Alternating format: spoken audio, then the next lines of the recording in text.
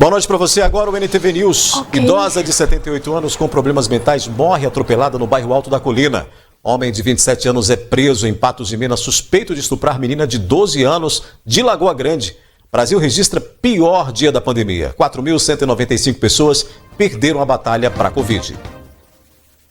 Quantidade de novos infectados em Patos de Minas cai ao menor nível desde 13 de janeiro, mas mortes por Covid sem tréguas. Mais 2 são confirmadas em boletim. No município, vagas apenas em leito de terapia intensiva na rede pública. Demais colapsos se mantêm. Vacinação solidária, campanha incentiva a doação de alimentos para quem busca imunização, a relação do tipo sanguíneo e também da Covid. Mesmo com tanta recomendação, há quem recuse a usar a máscara de proteção contra o coronavírus. Com novo aumento, o preço do botijão de gás encosta em R$100 em Patos de Minas. Tem ainda a nossa análise da notícia e muito mais informações agora no NTV News.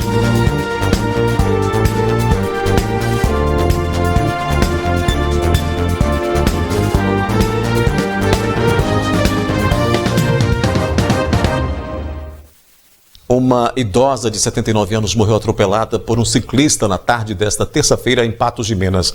O SAMU chegou a ser acionado, mas ela não resistiu e faleceu no local. Esse fato aconteceu na Avenida das Paineiras, bairro Alto da Colina, por volta das 3 da tarde desta terça-feira. De acordo com o sargento Pérez, Severina Lopes Rocha, 78 anos, teria problemas mentais e tinha o costume de atravessar a rua sem olhar para os lados. Nesta tarde, ela teria atravessado a rua desse modo e foi atingida por uma motocicleta. Durante o patrulhamento, nós fomos acionados por terceiros, dizendo que tinha uma senhora caída ao solo. Ao chegar aqui no local, o SAMU também chegou logo em seguida, já começou os trabalhos. E segundo a versão do condutor e de testemunhas que estavam e que presenciaram o fato, essa senhora possui problemas mentais e ela tem o costume de atravessar a rua sem olhar. Segundo os relatos aqui dos que presenciaram, ela se jogou na frente da motocicleta. Uma equipe do SAMU esteve no local para prestar socorro, mas a idosa não resistiu. A perícia civil também foi acionada para realizar os trabalhos necessários e a mulher foi encaminhada para o Instituto Médico Legal, o IML. A documentação do motociclista e da moto estava regular e o veículo foi liberado ao condutor ainda no local. O motociclista estava com os documentos em dia, devidamente habilitado também, inclusive ficou em estado de choque. Na verdade foi também uma vítima desse acidente, apesar de não apresentar ferimentos. Um homem de 27 anos foi preso pela Polícia Militar suspeito de estuprar uma menina de apenas 12 anos. O homem pegou a garota em uma fazenda em Lagoa Grande e a trouxe para Patos de Minas. Rafael Ribeiro tem mais informações sobre esse assunto. Na verdade, o que aconteceu foi um resgate feito pela Polícia Militar e Conselho Tutelar da cidade de Lagoa Grande. De acordo com o boletim de ocorrência da Polícia Militar, a menor de apenas 12 anos conheceu o rapaz pela internet e conversavam através de aplicativo de mensagens instantâneas por 3 semanas. Ele teria conquistado e inclusive pedido para que ela morasse com ele na fazenda dos pais. Foi então que ela aproveitou uma oportunidade em que os pais saíram da fazenda e ele a buscou nesta casa. Quando chegou lá, a menor ficou bastante surpresa, porque nas conversas o homem dizia ter apenas 15 anos de idade, mas quando ela foi ver ele era mais velho.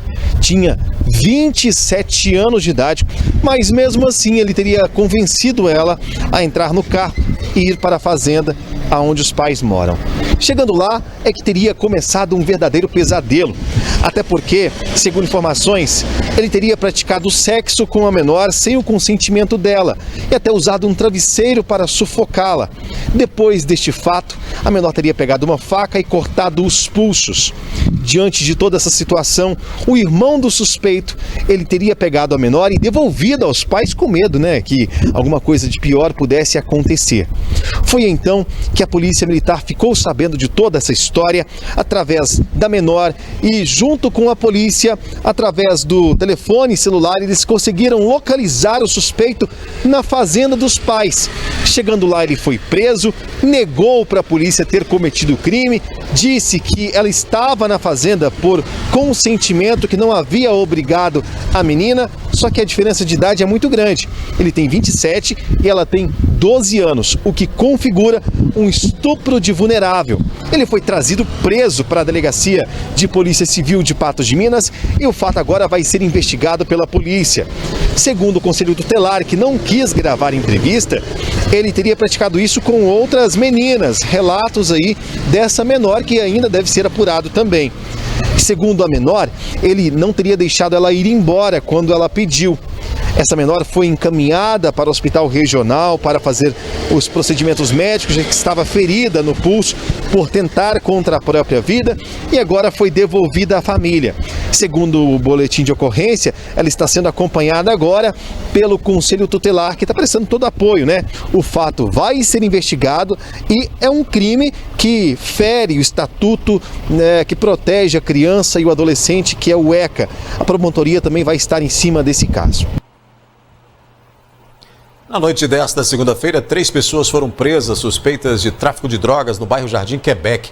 A Polícia Militar encontrou um tablete de maconha, balança de micropesagem utilizada para pesar a droga e uma tesoura com resquícios da substância, além de outros objetos e também munição.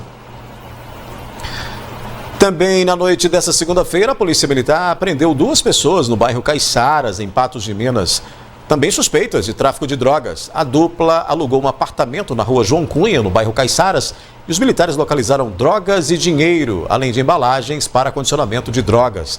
Em continuação às diligências, foi encontrado em outro apartamento uma faca com resquícios de maconha.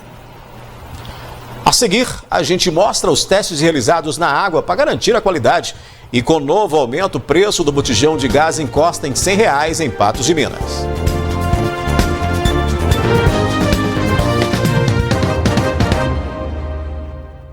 O impacto do preço do gás de cozinha é sentido pela 4ª vez só esse ano. Com isso, o valor do botijão de 13 quilos é de quase R$100 em Patos de Minas. A dona Sebastiana tem um restaurante no mercado municipal há 8 anos. No total, ela gasta 9 botijões de gás todos os meses. Com o almoço servido à vontade por apenas R$11, tem ficado difícil para ela nos últimos dias. O vilão é o gás de cozinha, que está ficando cada vez mais caro. Gás está muito caro. Você vê, você dá R$100 no botijão de gás e as outras coisas. O gás de cozinha aumentou 4 vezes só este ano. Em média, o quilo do GLP produzido nas refinarias da Petrobras vai ficar 0,15 centavos mais caro, tanto para o uso em indústrias quanto para o uso doméstico. Na prática, o quilo do produto passa a ser revendido a R$ 3,21 e o botijão de 13 quilos vai sair das refinarias custando R$ 41,68. Em Patos de Minas, o botijão de 13 quilos, que hoje é vendido por R$ 95,00 em média, deve sofrer um aumento de R$ 5,00. Segundo a Petrobras, além do câmbio, a alta nos preços reflete as movimentações da cotação internacional do petróleo, utilizado como insumo na produção do produto. Desde o ano passado, a Petrobras vem realizando reajustes no preço do gás de cozinha. O ano passado, o reajuste girou em cerca de 5% e o maior índice foi de 5,76% no mês de junho. Em 2021, janeiro já começou puxado para os brasileiros, um reajuste de 6%. Depois, foi aumentando. Em fevereiro, 5,1%. Em março, 5%. E agora o 4º aumento, em abril, 5%. Com isso, o gás de cozinha deve chegar aos R$100, o que pesa no bolso do consumidor e que tem interferência não só da Petrobras, mas também do governo do estado. São 2 interferências, uma pelo governo do estado, né, que é o PMPF, que a partir do dia 1º agora foi reajustado 87 centavos, né, e também da Petrobras, que a partir do dia 2 de abril também reajustou mais 5% no valor do gás de cozinha, tá? Esse ano a Petrobras já reajustou 21% em cima do GLP. A gente tem que lembrar que fazem alguns anos que a Petrobras passou a seguir na política de preços dela, a política de preço internacional do petróleo. E à medida que tem algum problema nos países produtores de petróleo, ou como tem algum problema como encalhamento no canal de Suez, esse preço internacional varia. No começo deste ano, o presidente Jair Bolsonaro até que tentou segurar os reajustes com medidas de corte de impostos sobre o produto. Porém, os aumentos da companhia, aliado ao aumento de impostos estaduais, tornaram a medida inativa. O presidente realmente ele abriu mão do imposto PIS/COFINS, né? Foi o mês de março. Ele abriu R$ 2,18 de desconto, né? Só que no mesmo dia do anúncio de desconto, no mês de março, né, a Petrobras também reajustou 6% no gás, né? Então, e o governo de Minas mais 43 centavos. Então, esse desconto de PIS/COFINS se perdeu no reajuste da própria Petrobras. A maior parcela que vem variando no preço dos derivados de petróleo é esse valor internacional e principalmente a conversão da nossa moeda em real para o dólar, para a gente conseguir comprar nesse mercado internacional ao valor que é cotado. Então, enquanto a Petrobras seguir essa política de preços, acompanhando o mercado, uma política mais liberal, a gente vai ter essa variação no nosso mercado interno. O aumento no preço do gás de cozinha tem atingido e causado impacto em centenas de empresas que trabalham com alimentação. O consumidor que compra o produto para uso residencial também não está satisfeito com o aumento. Eu acho um absurdo, viu? Caro demais, viu? Esse tipo aí não tem jeito das pessoas nem trabalhar, né? Mesmo as cozinheiras, por exemplo, igual a cozinha aqui na loja aqui, ó, não tem nem condição de você trabalhar, não. Um aumento muito abusivo, né? Porque nós que é pobre que paga o preço, né? Tá muito caro. Fico muito triste, sabe? Porque às vezes não dura nem um mês pra esquentar, né? Pra gente ferver um leite. Às vezes não dá nem um mês. Eu fico triste com esses aumentos. Aumenta o salário, mas aumenta tudo. Tá difícil, né? O IBGE suspendeu as provas do concurso para recenseadores e agentes censitários que atuariam no censo 2021. O processo seletivo já estava com fase de inscrições encerrada. As provas estavam marcadas para 18 e 25 de abril. Mas, segundo o IBGE, a suspensão foi devido ao corte de 96% dos recursos previstos no Orçamento Geral da União para a realização do censo demográfico, que está previsto para este ano. O Instituto disse que o processo seletivo não foi cancelado e informou que avaliará um novo planejamento com a empresa organizadora deste concurso. Em Patos de Minas, a Copasa diz que garante a qualidade da água oferecida e que chega até a sua casa. Todo o tratamento passa por um rigoroso processo de análise. A Copasa é a empresa responsável pelo abastecimento de água em Patos de Minas. O tratamento realizado na cidade para que a água chegue até as residências em condições adequadas é chamado tratamento convencional, no qual a água captada do Rio Paranaíba passa por uma série de processos até ser distribuída nos reservatórios espalhados pela cidade. Em Patos de Minas, a gente tem uma ETA chamada ETA convencional. Aqui a gente tem os processos de oxidação, que é a adição de cloro na chegada da água para eliminação de matéria orgânica. Logo após tem a coagulação, a gente adiciona um produto para coagular, aglutinar os flocos de sujeira que tem na água. Logo após tem a floculação, que a água fica em um movimento bem lento e os flocos vão se aglutinando, juntando, formando flocos maiores.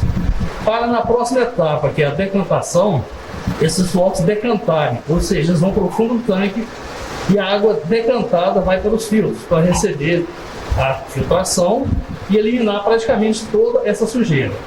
Logo após, ela recebe a desinfecção com cloro, a adição de flúor para prevenção de cárie dentária, que é a fluoretação, e a correção de pH, que é para proteção das redes de distribuição de água. Além do processo de tratamento, a Copasa também investe em medidas para garantir a qualidade da água.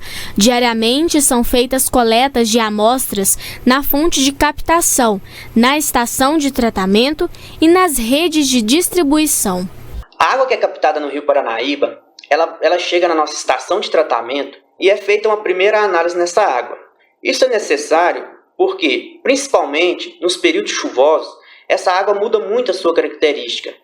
E mudando essa característica também requer a mudança no processo de tratamento. Depois que ela passa pelos principais processos, ela vai para um tanque de contato, onde ela vai receber o cloro, que é para a desinfecção, e também o flúor, que é para a prevenção de cárie dentária. Nesse mesmo tanque, os operadores da ETA, que são os responsáveis pelo tratamento, eles fazem análise nessa água de 2 em 2 horas, para garantir a potabilidade da mesma. Ela é levada para os nossos reservatórios e depois, consequentemente, as redes de distribuição. Na rede de distribuição é feita coletas diárias, em vários pontos espalhados por toda a cidade de Patos de Minas. Essa água que é coletada nesses pontos, ela é levada até o laboratório, onde faremos as análises fisicoquímicas e bacteriológicas.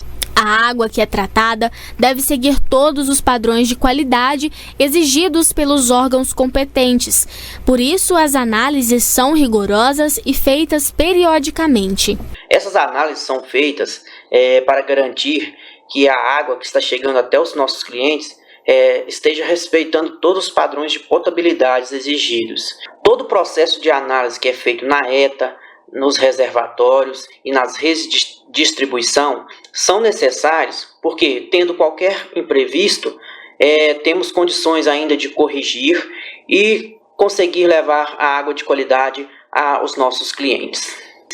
Nascido em Patos de Minas e há 11 anos residindo na cidade, Max conta que, para ele, saber que a água que recebe passa por todos esses processos de qualidade é garantir maior segurança e confiança ao consumidor. Confio na água que eu bebo, porque ela é uma água pura, limpa, tratada, né? Tem uma empresa que responsabiliza por isso, né? Um exemplo disso de quando eu vim de fora, né? Que eu morei em 3 capitais e voltei para Patos, né? Nasci e fui criado aqui. Então, a partir de 2010 para cá, nossa, é notável a diferença. Eu tenho visitas que eu recebo em casa, que vêm de outros estados aí, fala, Max, a água de Patos é muito gostosa, ela é limpa, né? Ela é saborosa, é uma água gostosa. Todo mundo fala água saborosa, porque ela é uma água gostosa, que você bebe e quer mais, né?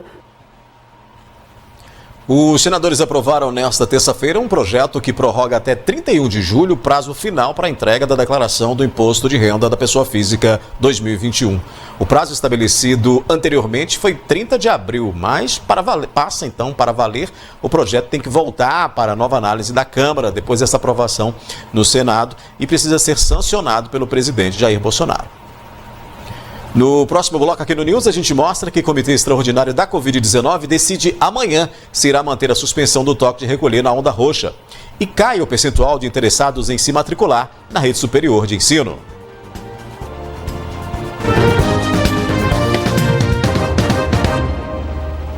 A pandemia fez aumentar como nunca a parcela de jovens que são chamados neném. Nem estudam, nem trabalham. Eles são 35,2% da população entre 20 e 24 anos, segundo o último levantamento da Fundação Getúlio Vargas Social. Uma situação preocupante, porque junta a crescente desigualdade educacional com a dificuldade dos recém-formados de se inserir no mercado de trabalho. Outro estudo confirma o estrago da pandemia no setor educacional. Caiu o percentual de pessoas que estão interessadas em se matricular no ensino superior no primeiro semestre deste ano. Natália adiou o sonho do diploma do ensino superior. Ela ficou matriculada por 1 ano no curso de tecnólogo em recursos humanos. O valor das mensalidades e o ensino remoto durante a pandemia a desanimou. Agora estuda para ser técnica em radiologia. Tudo mudou e a gente teve que passar por um curso à distância. Só que isso afetou muito, porque o ensino à distância ele é totalmente diferente do ensino presencial. E sem contar a mensalidade também, que eles não abaixavam a mensalidade, a gente continuava pagando o mesmo valor, sem contar que ainda tinha uma rematrícula. Muitos estudantes seguiram esse caminho. A pandemia contribui para este processo. É o que aponta um estudo encomendado pela Associação Brasileira de Mantenedores do Ensino Superior. Segundo a pesquisa, a maior queda no interesse se refere a matrículas em cursos presenciais.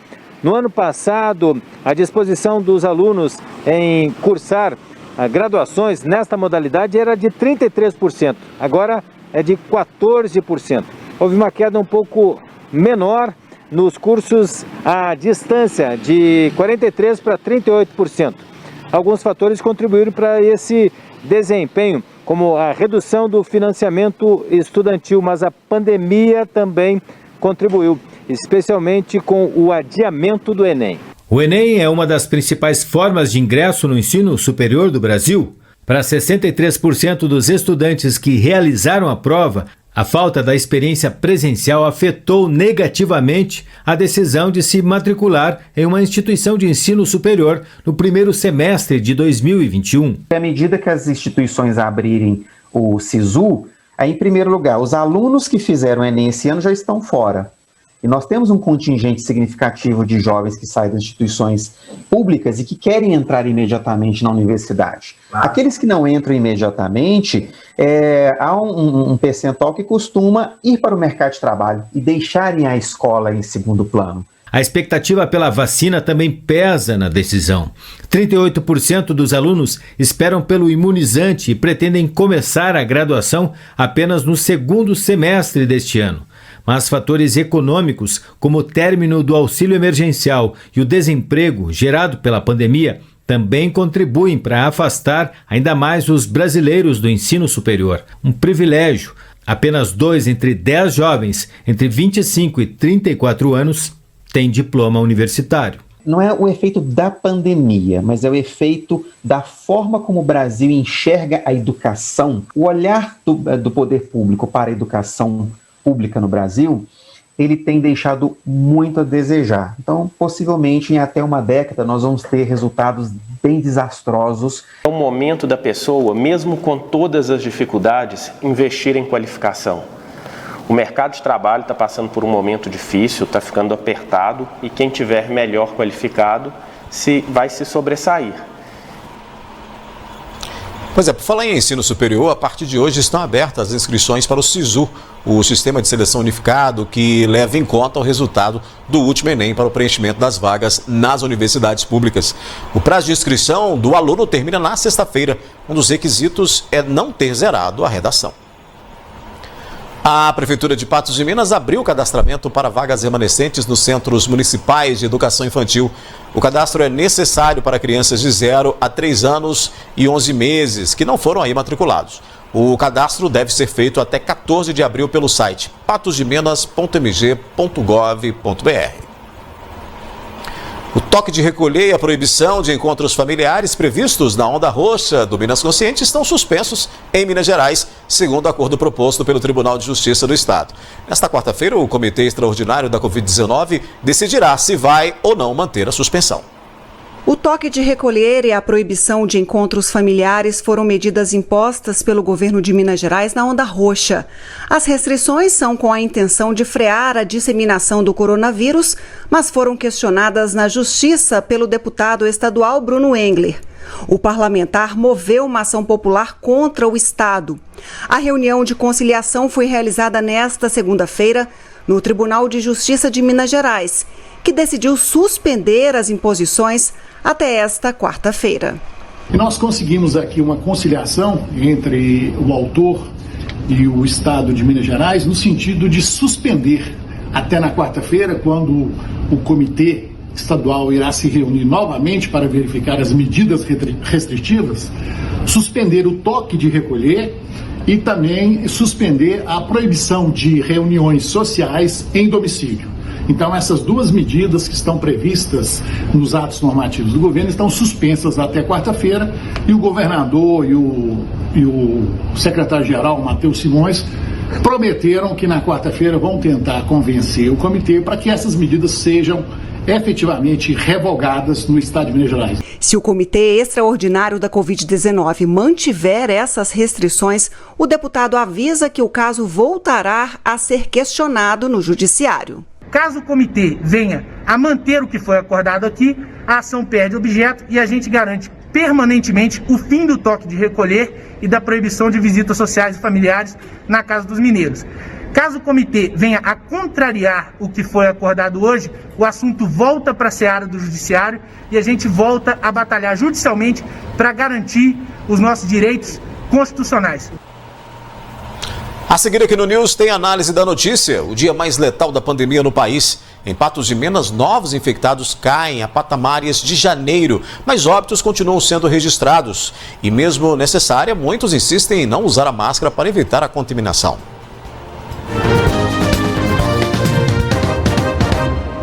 O O Brasil bateu a marca das 4.000 mortes diárias por Covid-19, conforme o Ministério da Saúde. Nas últimas 24 horas foram confirmados 4.195 óbitos.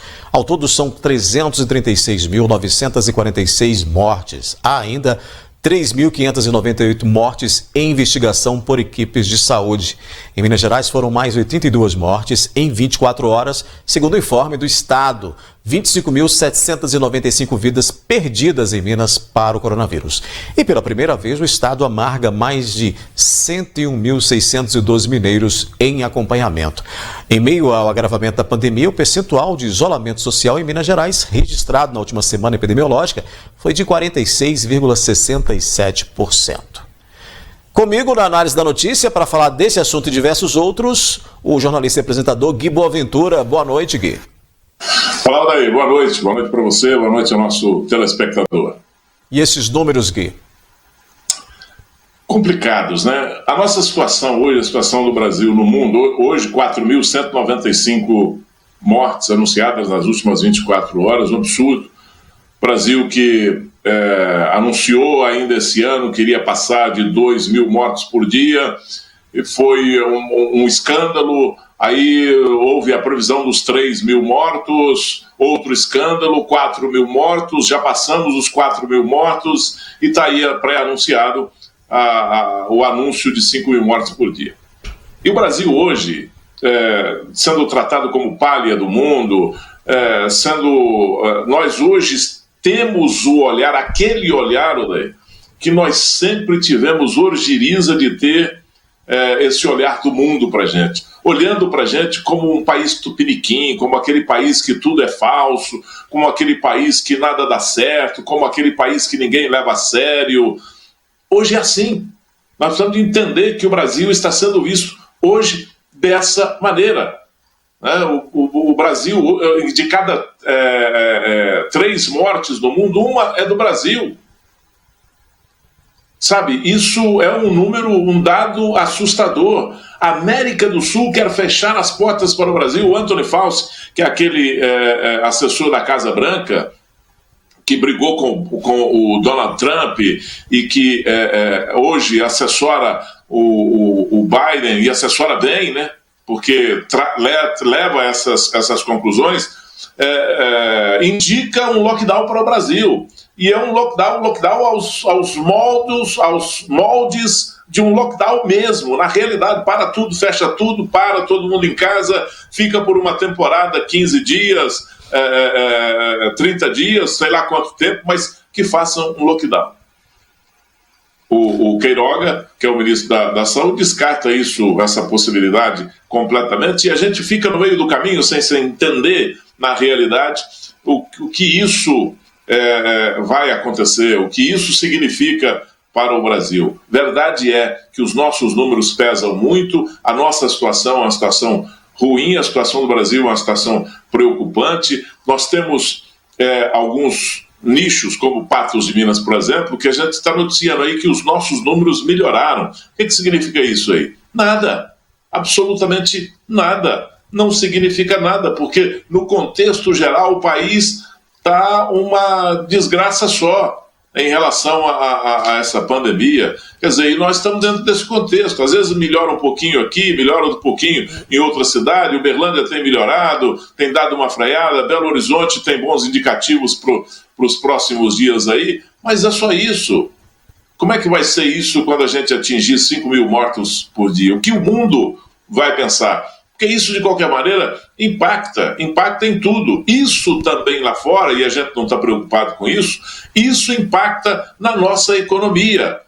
Isso deixa de trazer negócios para cá por causa da incerteza. Em que pese que hoje, por exemplo, o dólar o real teve o melhor desempenho em relação ao dólar, né? Uma queda de mais de 1,5% do dólar, do preço do dólar hoje, mas isso num contexto geral impacta em tudo. Nós temos que ter cuidado com isso, porque o Brasil está numa situação, de maneira geral, uma situação ruim, viu, Daí?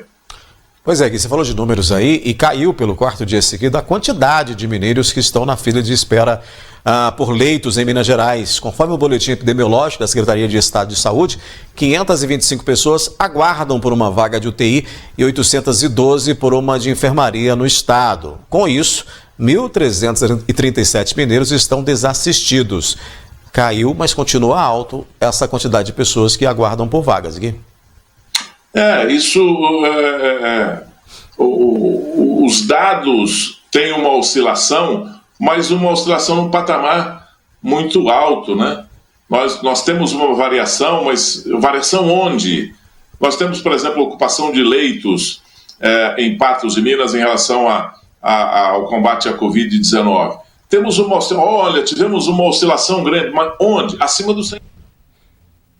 Que inclusive está na tela, viu, Gil? Uma oscilação que não dá para a gente respirar e pensar aliviado que a nossa situação é uma situação boa. Esses números são números que a gente não está prestando atenção. Parece que o povo brasileiro não presta atenção e se discute muito quem sabe mais, quem tem a melhor solução. Uma coisa você pode ter certeza, Odair, e o nosso telespectador, não adianta pensar em milagre, só atitude. Nós temos que ter atitude, seja ela qual for, atitude, porque milagre não existe. Nesse caso da pandemia, eu não quero tocar na religiosidade de ninguém, não é isso que eu estou falando. O que eu estou te falando é que mesmo na questão do milagre, Deus falou, né, faça da sua parte que eu farei da minha. Então nós temos que fazer da nossa parte, porque esperar só da dele não vai acontecer absolutamente nada. O povo brasileiro está numa situação de penúria. Pois é, Gui, você falou aí de vagas nessa rede hospitalar. Nós temos aí o quadro que mostra justamente esse comparativo entre ontem e hoje. A Adriana vai colocar aí na tela. Porque vagas apenas em leitos de terapia intensiva, né, nas UTIs, na rede pública. As demais mantêm aí o colapso, né? Se você for analisar aí, entre ontem e hoje, nós temos aí realmente os leitos de UTI. Ontem era 76, hoje baixou para 73. Na rede, considerando apenas a rede pública, ou seja, hospital de campanha e hospital regional. E aí você tem isso. Mas os clínicos continuam, até subiu, né, o número de clínicos de 109 para 118. E considerando particular e pública, os números eles continuam aí colapsados. A rede particular, a rede privada de hospitais, ela está superlotada. Algum caso aqui, outro ali. Hoje eu conversei com um médico de um hospital aqui, ele me disse, olha Gui, a gente já tem inclusive alguns leitos à disposição, leitos de UTI à disposição para alguma outra cirurgia, de alguma outra comorbidade em caso de urgência ou emergência nessa situação. Mas a situação ainda é muito preocupante.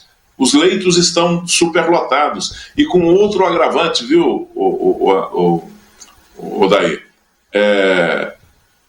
A fila. Essa fila, ela não diminuiu. Tem uma fila na porta do hospital esperando uma vaga para entrar ou para um leito clínico ou para um leito de UTI. Porque não tem, está superlotado, tem gente até no corredor, né?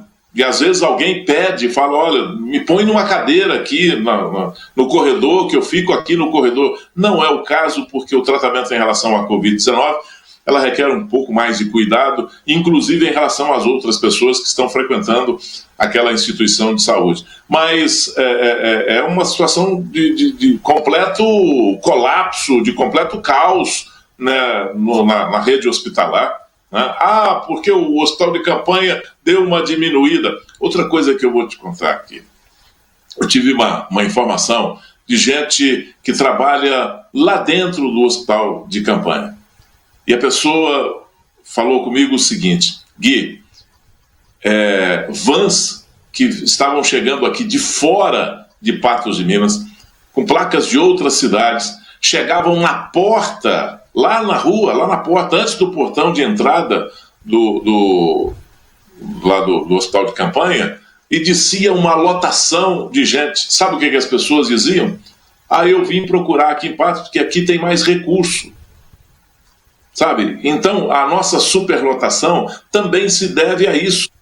a essa falta de fé, inclusive, no atendimento público de saúde em outras cidades da nossa região, ou até de cidades distantes, porque eu tenho informação de cidades fora da nossa área que trouxe gente para cá para ser tratada no nosso hospital de campanha. Aí chega lá na porta, faz uma ficha, dá um endereço falso, ou faz isso, ou faz aquilo outro, sei lá como é que se procede nisso aí, não tem uma fiscalização, e como é que se manda uma pessoa que, se estiver contaminada, da porta lá do atendimento, fala, não, você pode voltar para a sua cidade, mas eu estou mal. Não, você está mal, mas morre no meio do caminho, mas você não vai ficar aqui. Não vai fazer isso. Nunca vai fazer isso. Então, essa superlotação que nós tivemos aqui no nosso serviço de saúde se deve ao atendimento da referência que é Patos de Minas para os 33 municípios do consórcio, da região noroeste, mas também em relação a essas pessoas que buscavam o socorro num centro um pouco mais avançado do que na sua cidade, etc, etc. Gente, por exemplo, do norte de Minas, que chegou van lotada de gente aqui para ser atendida, todo mundo contaminado pelo Covid. Vamos fazer o comparativo também de casos entre ontem e hoje, que a quantidade de novos infectados em Patos de Minas caiu ao menor nível desde 13 de janeiro, quando foram 38 novos casos nas últimas 24 horas, segundo informa o informe do município aí, né? Foram 41, mas mortes por Covid sem tréguas, né? Porque continuam ocorrendo. Mais 2 foram confirmadas, de acordo com o boletim aí, são 2 mulheres com idades de 64 e 82 anos. E aí a gente avaliando esses números, a gente percebe realmente essa redução, mas é preciso ficar muito atento a essa oscilação de casos aí, né, Gui? Em relação às mortes, eu atribuo mais essa continuidade que está tendo agora, por causa da subnotificação, né? Essa confirmação, confirma mesmo que foi por Covid, e aí vem a confirmação 3 dias, 4 dias, 10 dias depois da morte até pode acontecer, e aí vai para a contabilidade. Então esse número não para de crescer, mas essas mortes também diminuíram um pouco aqui em relação ao que acontece no dia, nas últimas 24 horas. O número de casos confirmados, nós temos aí hoje, parece que é o menor número nos últimos 40 dias, deve ser o número de hoje, o menor número, eu não tenho isso de cabeça, mas através da sensibilidade você olha o número, e olha, esse é o menor número de casos confirmados nos últimos 40 dias aí, foi esse o número de hoje aí. Porque em janeiro, Gui, em janeiro a gente teve aí... Isso, em janeiro a gente teve aí, se você for pegar esses números que estão aí na tela, a quantidade de novos infectados, ela caiu, né? Ao menor nível desde lá de janeiro. No dia 13 de janeiro, e aí de lá para cá a coisa ficou bem ruim, lá no dia 13 de janeiro foram 38 casos. Hoje, né, nós tivemos aí 41, o que mostra bem como é que foi a nossa realidade nesse início, aí nesses 3 meses aí de 2021, justamente isso que você está falando, dessa questão de menor nível, né? E isso, Odair, a gente não pode negar que isso é o resultado das providências que foram tomadas aí e também da conscientização da população, porque você conversa com as pessoas e as pessoas revelam para você o medo que estão sentindo em relação ao momento que nós estamos vivendo em Patos de Minas.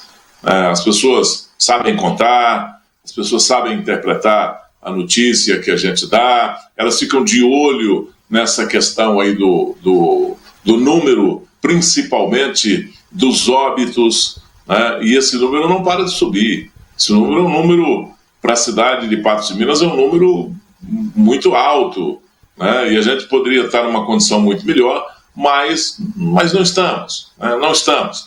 E a gente precisa ter consciência que alguma providência que foi tomada deu certo. É preciso de analisar isso aí, e esse comitê pró-Covid aí, ou contra o Covid, sei lá como é que eles denominam isso aí, eles devem sentar agora nessa próxima quarta-feira e analisar toda essa situação. Sim. Não só a situação do Estado, mas a situação particularmente aqui da micro-região de Patos de Minas e a macro-região noroeste. Porque a gente acha muito bom, viu, Daí?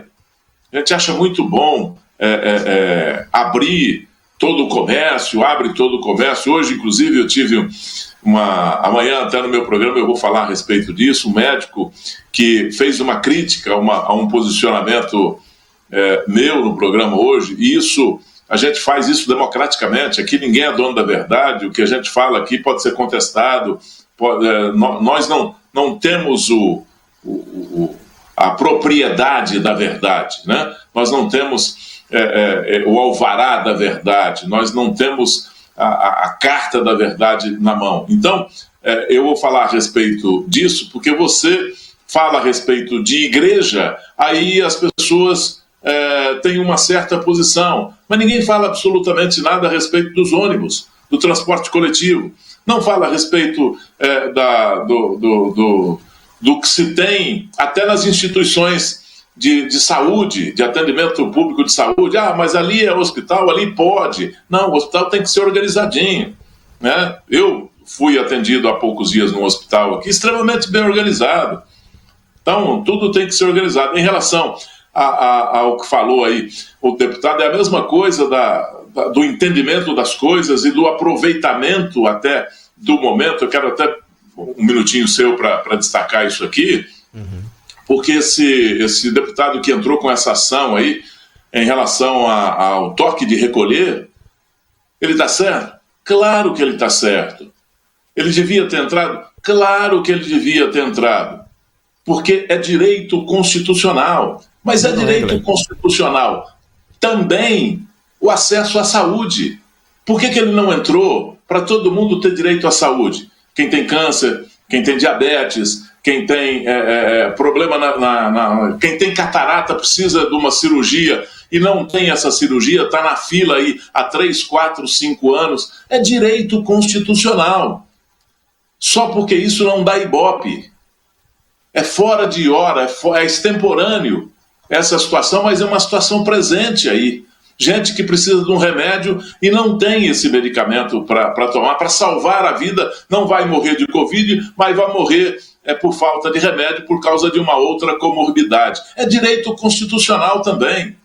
E isso me deixa extremamente indignado das pessoas que aproveitam do momento. O que é sucesso agora? Sucesso agora é a Covid-19. Então vamos bater nisso. Sucesso agora é falado contra o toque de recolher, o lockdown. Então vamos fazer isso, vamos entrar na justiça, vamos gastar dinheiro, vamos botar advogado, vamos movimentar, porque é direito constitucional, mas é direito constitucional também ter direito ao atendimento de saúde diariamente, no nosso dia a dia. E isso também precisa de ser sem demagogia de político, porque de político demagogo o inferno está cheio e tem fila na porta, né, para entrar, está saindo isso lá pelo ladrão lá no inferno, e tem fila na porta para entrar. Então, sabe, eu não gosto desse tipo de tapiação. Devia ter entrado? Beleza, devia. Só que existem outras coisas que não chamou a atenção desses políticos em outras épocas. E a gente continua falando de saúde porque a máscara, ela protege, isso é uma constatação, né? Mas infelizmente nem todo mundo usa ou utiliza de maneira correta. Mas os especialistas insistem que é preciso utilizá-la para frear o contágio, e a gente tem um material sobre isso aí. O alerta é repetitivo, maçante, mas necessário, especialmente com o surgimento das novas variantes do novo coronavírus. O uso de máscaras é essencial para frear a contaminação, mas não são todos que dão a mesma importância para o objeto, não. É só sair às ruas para perceber que muitas pessoas simplesmente ignoram o uso da máscara. Para esse infectologista, a máscara deve ser usada por todos. A máscara, ela passa a ser como uma roupa íntima, né? Se você cria o hábito de uso, né? E também você escolhe, né, a roupa íntima que mais é adequada. Então você não vai usar uma roupa íntima que está te pegando, né, te apertando, ou, né, te causando algum desconforto. A mesma coisa é a máscara. Também é importante escolher o tipo correto da máscara e usá-la adequadamente, cobrindo totalmente o nariz e a boca, além de seguir as recomendações de distanciamento social e uso de álcool em gel nas mãos. A máscara deve ser usada corretamente, né? Então ela deve ter o uso correto para dar a proteção, né? Então ela deve pegar o nariz, a boca e o queixo, né?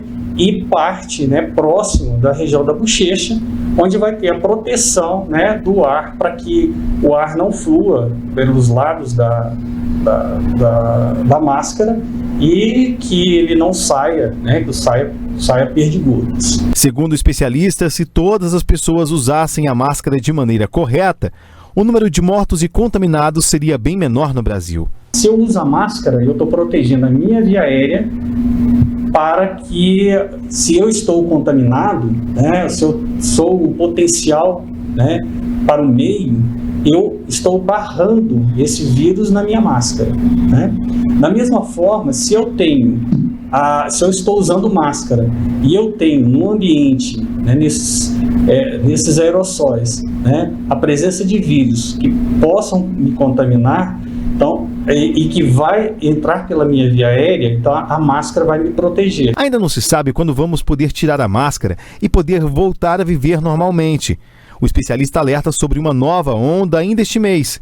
O uso da máscara pode amenizar o número de casos. Nós vamos atingir, né, assim, um normal quando nós tivermos um bloqueio vacinal acima de 60% da população. Então, com isso, você vai ter uma queda vertiginosa dos casos. Enquanto a vacinação ela não atingir essa proporção da população, ainda nós vamos conviver, né, com o vírus circulante. Gui, e essa questão da máscara, que nós já estamos aí há mais de um ano com a Covid, com a pandemia, e muita gente ainda insiste em não utilizar, apesar de todas essas dicas, de todas essas recomendações de especialistas como esse que apareceu aí nessa matéria. Pois é, eu vou cometer aqui não diria um crime, mas, sabe, tem coisa que vai enchendo a paciência das pessoas. Quem é que não sabe que tem que usar máscara e como tem que usar essa máscara? Todo mundo, absolutamente todo mundo sabe disso. A pena devia ser, olha, assina aqui, você não está usando máscara. Então eu estou fazendo para você uma notificação que caso você fique doente, caso você se contamine, você não terá prioridade no sistema público de saúde para ser atendido em caso de Covid-19. Mas não pode fazer isso é uma monstruosidade. Também concordo que é uma monstruosidade. Mas não existe outra punição para a pessoa entender que tem que usar máscara. É um negócio muito lógico, é uma barreira física para você não se contaminar.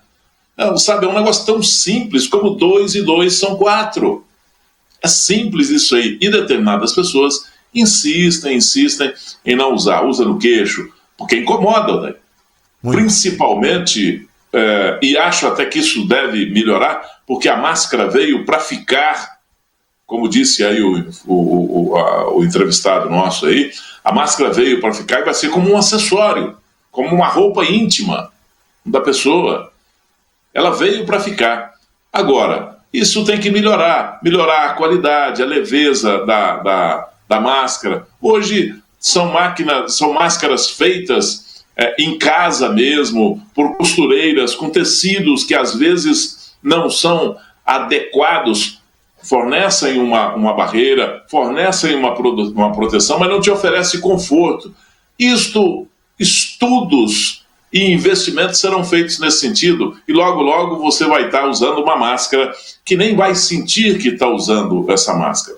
Ela não vai esquentar, ela não vai suar por dentro, mas isso é com o tempo. Enquanto não temos essa máscara mais evoluída, nós temos que usar o que nós temos aqui. Incomoda? Incomoda, mas é vital. E vamos fazer uma parada rápida aqui no News e na nossa análise, já já a gente volta com muito mais assuntos aí para serem analisados.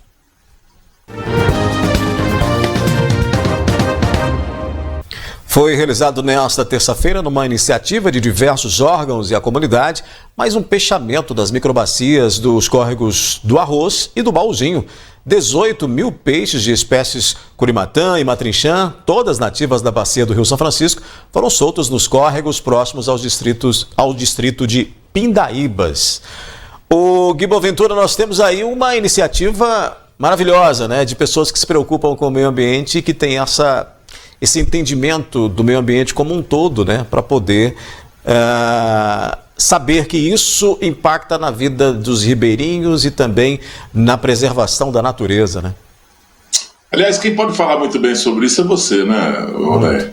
Você tem, e a gente nota um certo orgulho quando você diz isso. Você é um ribeirinho. Sim. Você nasceu lá nas barrancas do Rio São Francisco e viveu e se criou por ali nas barrancas do Rio São Francisco. A gente sabe o tanto que isso é importante para a natureza, não é só importante é importante para a humanidade. Eu só lamento o seguinte, eu parabenizo isso aí é maravilhoso, sabe, a iniciativa dessas pessoas, o que essas pessoas fazem, lutam. Nós temos verdadeiros guerreiros em função desses córregos e rios da região leste do município de Patos de Minas, indo ali para a divisa com Varjão, e são os córregos e a bacia do Rio São Francisco. Ali pega a bacia do Rio São Francisco. Nós não vemos isso em relação à bacia do Rio Paranaíba. O Rio Paranaíba está cada vez mais poluído, o Rio Paranaíba está cada vez mais surrado pelos pivôs, que não podem ser o contrário. Eu acho até que pivô precisa ser uma coisa tecnicamente melhor explicado, porque ele não é tão mal assim. Ele tira a água do rio e devolve para o solo. Essa água, a tendência dela é voltar para o lençol freático ou escorrer de novo através dos pequenos veios para o rio. Isso precisa ser um estudo técnico, é preciso saber fazer uma defesa sobre isso ou não, ou condenar, não sei, mas é preciso que se tenha um estudo para dar mais tranquilidade às pessoas. Mas o Rio Paranaíba é surrado pelo agrotóxico, sabe? É surrado pela falta de matas ciliares, não tem nenhum peixamento. Há quanto tempo a gente não vê falar de soltura de peixes no Rio Paranaíba? E existe uma obrigação, inclusive, da CEMIG em relação a isso, porque tem usina hidrelétrica, ela usufrui das águas do Rio Paranaíba, logo ali na frente, em Embarcação, né? no Cascalho Rico, naquela região ali. Então, a Badia dos Dourados, naquela região ali, já é já é banhado ali pela represa. Então, eu lamento muito, é só que esses rios, que esses outros rios da nossa região, córregos da nossa região, não são tratados dessa maneira, sabe? Mas isso é uma atitude belíssima, a gente tem que bater palma para isso, tem que... mas esse peixamento, a gente que fica distante, muita gente que fica distante não sabe a importância. Quando eu citei você, é porque eu sei que você já comeu o peixe fresquinho, pescado do dia, né? O pai, o tio, ou você mesmo levanta de manhã e fala, vou buscar o almoço, vai lá no Rio para buscar o alimento para a família. Ia e buscava lá no São Francisco. Hoje é difícil acontecer isso. O peixe é sustento para muitas famílias ribeirinhas. Gui, a gente muda de assunto porque teve início nesta terça-feira o projeto Vacinação Solidária em Patos de Minas para arrecadar alimentos entre os que recebem a dose de esperança da vacina contra a Covid e que podem assim colaborar com o próximo. Temos aí o material. A ação foi realizada no Parque de Exposições de Patos de Minas com vacinação em sistema drive-thru.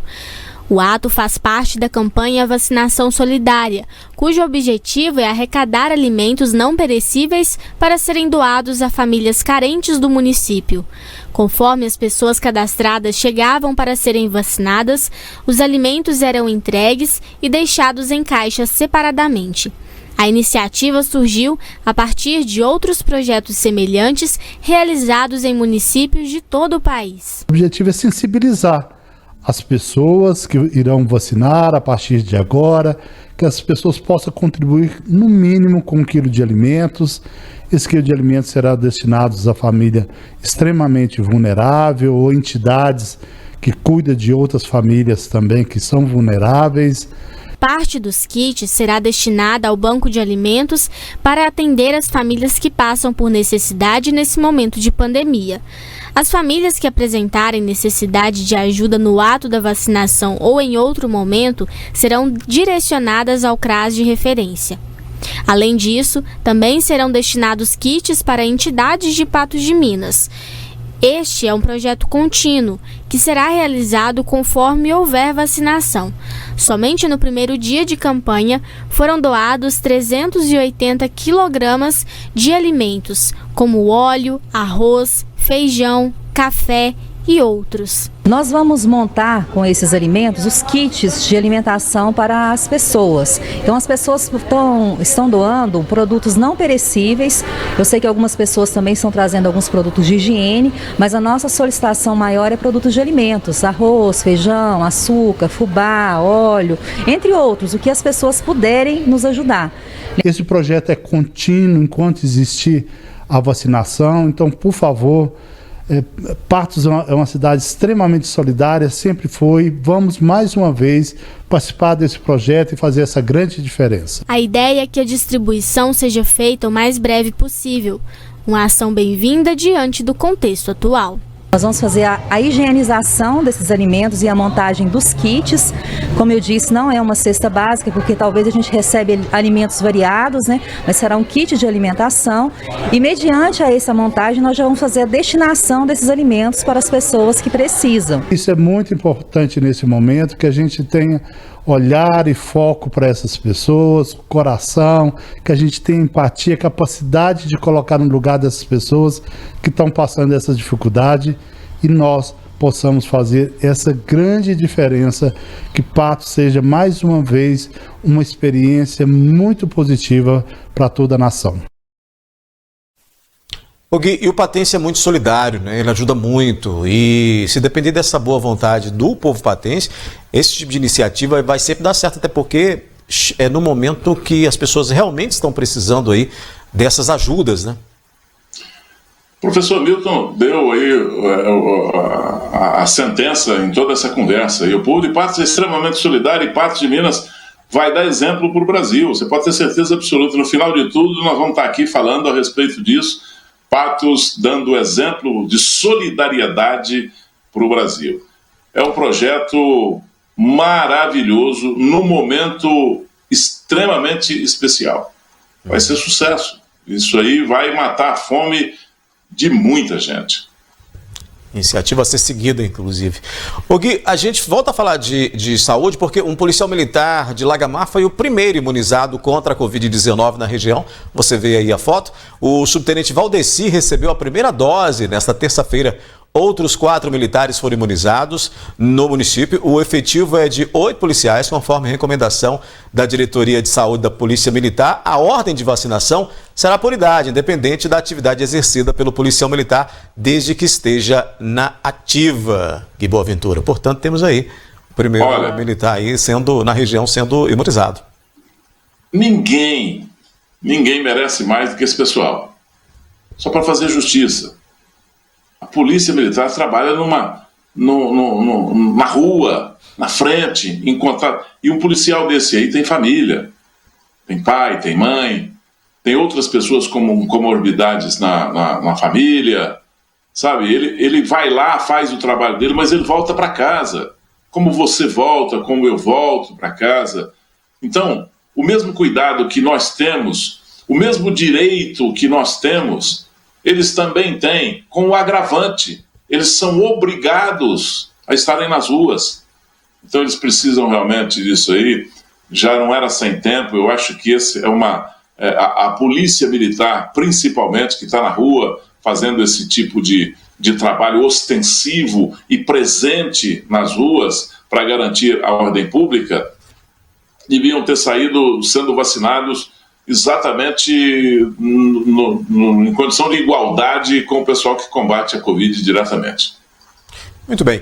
Com essa, a gente então encerra a nossa análise de hoje, Gui, e já agradecendo aqui mais uma participação sua, te convidando a voltar, inclusive, para a gente dividir aqui essa tela do News, viu? Sempre. Vou estar sempre aqui com você e com o nosso telespectador. Boa noite para você, boa noite para você de casa. Outras notícias você acessa o portal patujá.com.br.